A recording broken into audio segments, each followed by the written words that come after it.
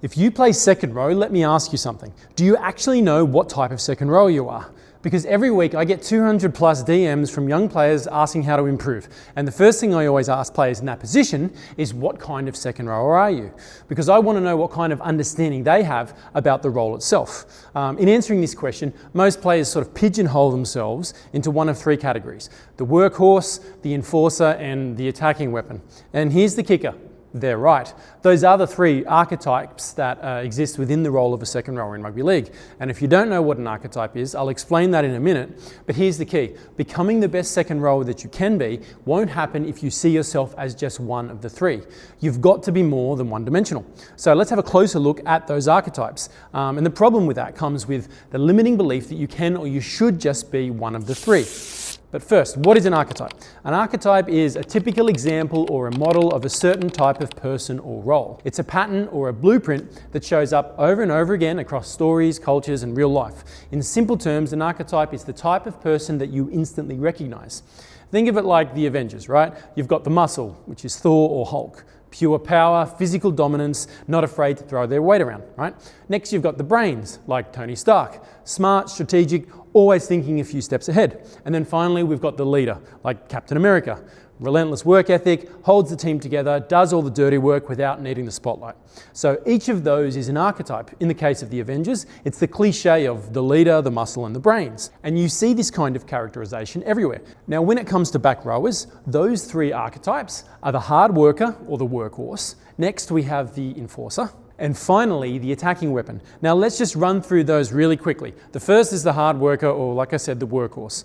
This is the guy, he makes 30 to 40 tackles a game, rarely missing a single tackle. He takes the ugly hit-ups. He's the kind of player that you don't really notice when he's on the field, but you absolutely notice the minute that he's not. Suddenly things feel looser around the rock, the control at the play the ball gets sloppy, and everyone else seems to fatigue a lot quicker when he's not out there. So, right, that's your workhorse. Next, we have the enforcer. He's the player who takes such strong carries that oftentimes bigger-bodied middle forward is needed just to help bring him down. He's dangerous close to the line, and he also acts as an enforcer, with opposition halves knowing that if they hold onto a pass or a kick for just a fraction too long, they risk getting absolutely flattened by someone who'd love to take them out of the game completely. That's our enforcer. Now, the third and the final type of back rower we see is the pure attacking weapon. Now, don't get me wrong, he can still handle himself in defence, but his real asset is his amazing timing, his natural-born hand-eye coordination, and the highly developed skill set that goes along with it. He's the player who runs the right lines and hits the right holes every single time. The one with silky smooth skills, able to catch and release a pass in one movement, and he's a gun at executing the tap-on to a player in space on his outside shoulder. He's your pure attacking weapon, yeah? So those are the three archetypes, or the three different styles of second rowers. And herein lies the most overlooked aspect when it comes to players looking to improve their play as a back rower. And that's that you need to be able to pull from more than one archetype, from more than one role to be a quality second rower. In the same way, when we talked about the Avengers, yeah, we mentioned the brains archetype of Tony Stark, or Iron Man. You know, the smart, strategic, always thinking a few steps ahead kind of guy. But if you watch those films, you'll notice he's not afraid to get his hands dirty and kick ass when required. And that's where the archetype fallacy begins to fall apart. It's not that the idea of your role as a workhorse, an enforcer, or an attacking weapon is wrong, it's just that it's insufficient, because a complete footballer, or should I say a complete second rower, should have as many traits as possible from those three archetypes. Yes, he should be able to hit holes with great timing and line running, while at the same time being big and ugly enough to make a hole when there isn't one. He needs to be aggressive and capable of putting fear into the opposition half, while also being fit enough to tackle for the full 80 minutes. Essentially, if you want to max out your ability on the rugby league field as a back rower, you need to know exactly what that role is, both the attacking and defensive responsibilities, and then you need to work towards acquiring as many skills as you can that line up with those responsibilities. So, what are these responsibilities? Well, let's run through them briefly right now. And we're going to start with your offensive responsibilities. First, running good lines on an edge. You're not just out there to crash into defenders without thinking about it. Your job's to test the defensive line with hard, timed, purposeful runs.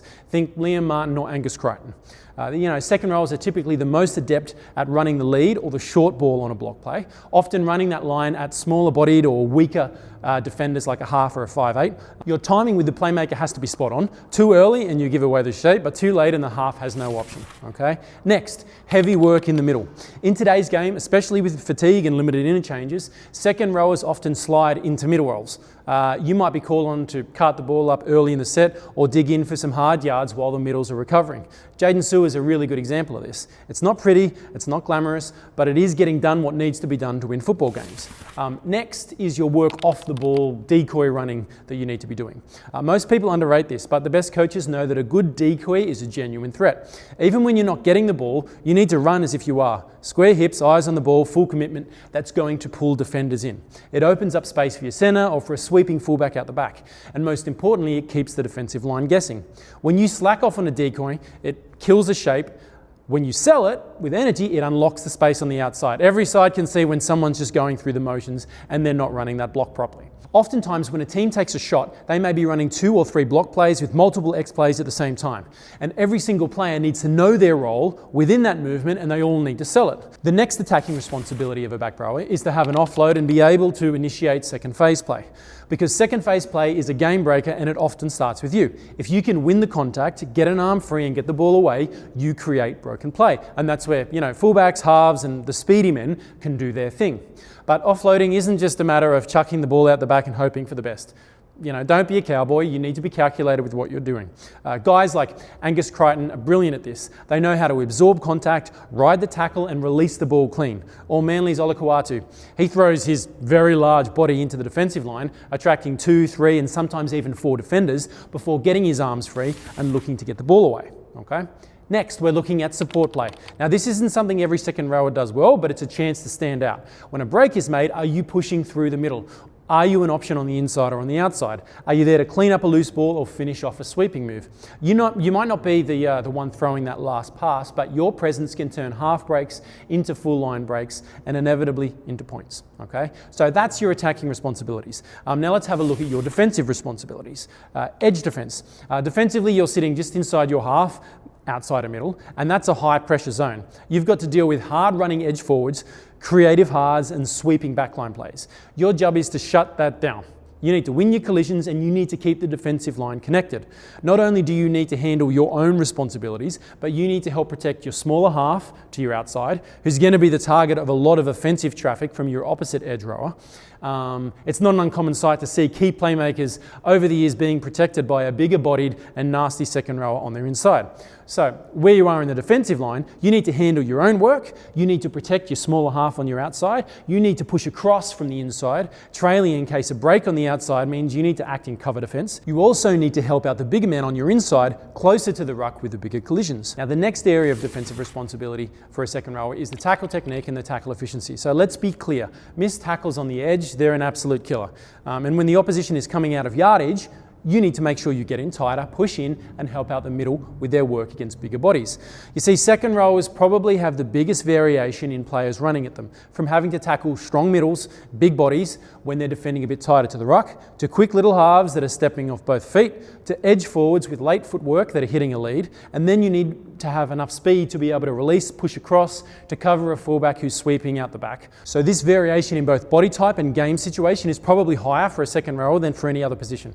And therefore their tackle technique, it needs to be better and it needs to be more varied than anyone else. They need to be able to make two-man tackles, they need to be hitting up high and getting underhooks in place. They need to be knowledgeable enough to know when to assist in a three-man tackle to take the legs out. They need to be able to make one-on-one ball and all tackles, often shooting out of the line at pace to shut down an attacking raid. And they need to be able to make a cutting legs tackle on a centre or a fullback who's managed to get on their outside. Okay. Now the next defensive responsibility is that they need to be able to apply kick pressure and lead the kick chase. These are both effort and attitude plays. Simple as that. If you're not involved in the final tackle, you're chasing the halfback and you're putting pressure on the kick.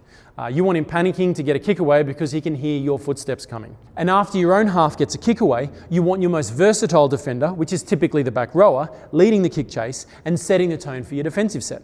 Again, it's not fun, it's not flashy, but those are the 1%ers that are going to be making a difference. And finally, what are some of the traits, both physical and mental, of a great second rower? First, a motor.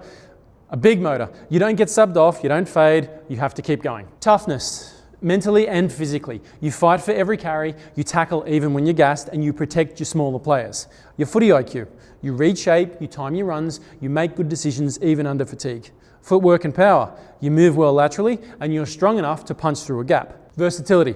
You can play in the middle or on an edge, you run decoys, you run support play, you hit holes, you'll do whatever's needed.